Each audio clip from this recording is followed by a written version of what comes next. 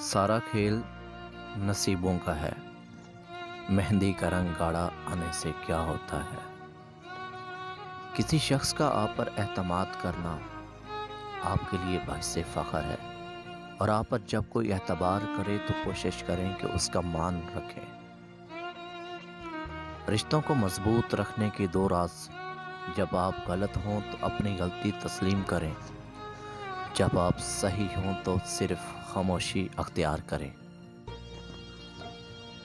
मोहब्बत एक तरफ़ा हो सकती है, समझौता भी एक तरफ़ा हो सकता है, लेकिन इज़्ज़त दो तरफ़ा चीज़ है, ये एक तरफ़ा नहीं हो सकती।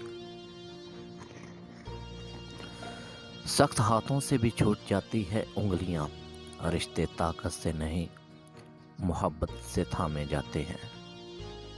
लोहा नरम होकर औजार बनता है, सोना नरम होकर जेवर बनता है, मट्टी नरम होकर खेत बनती है, आटा नरम होकर रोटी बनता है, और आदमी का दिल नरम हो तो इंसान बनता है। मोहब्बत ऐसा दरिया है कि इसमें मिली हुई तकलीफ दा बातों को जब जब याद करो तो नए सिरे से अज़ियत के खाते खुल जाते हैं। अगर किसी की सच्ची या झूठी मोहब्बत को आजमाना चाहते हो तो उसे निकाह का कहो और रिश्ता बेचने का कहो। अगर मान जाए तो सच्चा है, और अगर बहाने बनाए तो झूठा।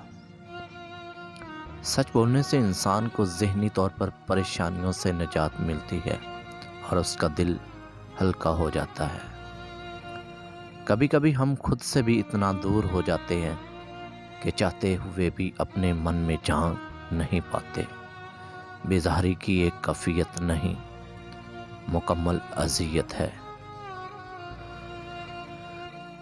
प्यारे दोस्तों, अगर ये वीडियो आपको पसंद आई है तो चैनल को सब्सक्राइब करें।